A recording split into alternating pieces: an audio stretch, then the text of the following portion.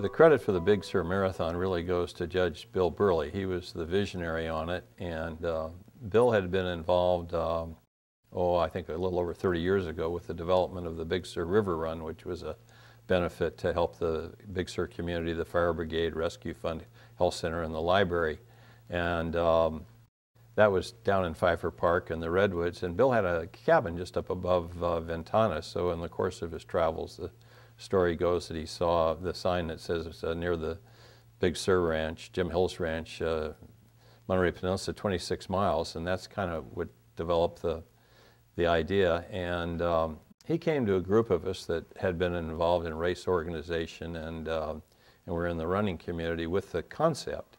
And I had been involved in putting on trail races in Garland Park, and then I'd put together a very large race that started right here as a benefit for the hospice, and in the late 70s, and we wanted to help publicize the hospice movement, but also try and raise some money. And we started that race right here at the Monterey Conference Center. We went out through Cannery Row and out around Lover's Point, and that turned into about a 1,700 person race, which at the time was the largest foot race on the Central California coast.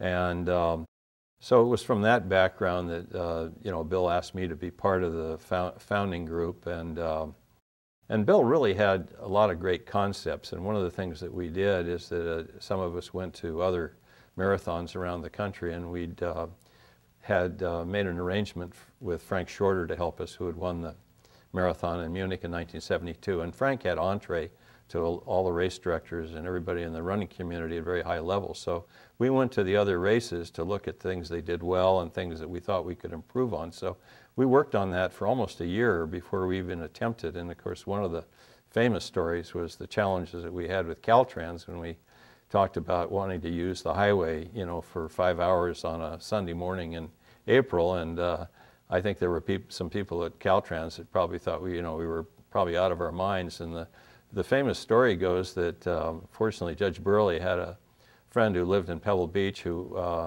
had a pretty good acquaintanceship with then Governor Duke Majan, and he explained he was having a problem, getting any kind of approval from Caltrans. So the story is that the friend went to the governor, and the governor picked up the phone and talked to the director of Caltrans, and we got our permit. And the first year, there were a number of people in the Big Sur community I don't think were too happy. They thought that we'd made it difficult for business, and we went down and listened to their concerns before we went ahead the second year. And I think we came up with two concepts. One is that half of all the proceeds, and I think this is true today, of the money that is donated goes to the Big Sur community, the Fire Brigade, Rescue Fund, Health Center, the library, and then of course the other monies are given to other charities throughout Monterey County.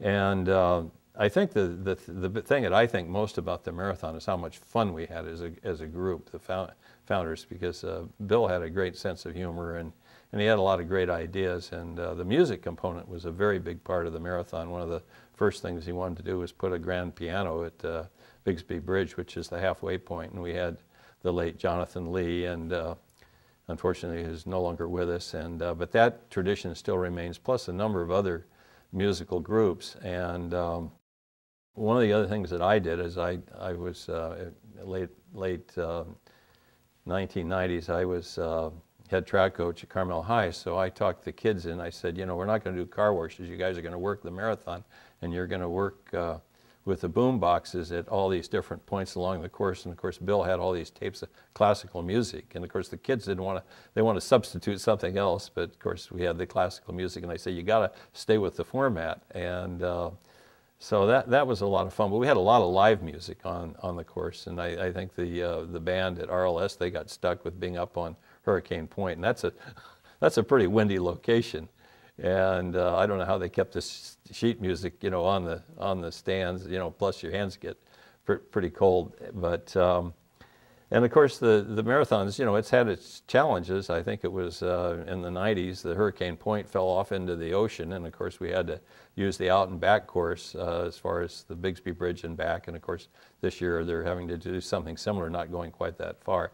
And I haven't been involved actually for a number of years because I went back into track coaching, and then so I kind of moved on. And I like the creative side. I like the beginning startup phases of things. And but we really did have a great time. And last year, which was the 25th year of the marathon, they brought us all back together. They had a reunion for us, a wonderful event at the top of the Marriott. And of course, a lot of the original directors, some I hadn't seen in years, and that was really fun. Talk about, you know, the early days and the challenges that we faced. And of course, the other thing that Bill did is he liked to put whimsical signs on the course. So he made a whole series of these whimsical signs, you know. And of course, he'd have one there which you're near Rocky Point, and it would be like, turn around, look where you've been, and some of them were more humorous, but he always had that element, you know, woven into the race.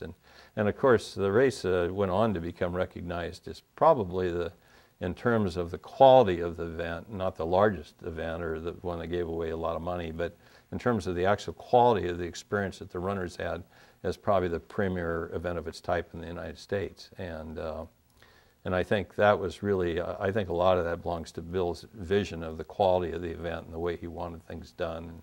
And I think the philosophy really, I think he got that philosophy across to all of us, and we really grabbed onto that. So I think that was really important. And of course, the group that's running the event now has expanded it considerably with other events, and I think, you know, taken it to another level.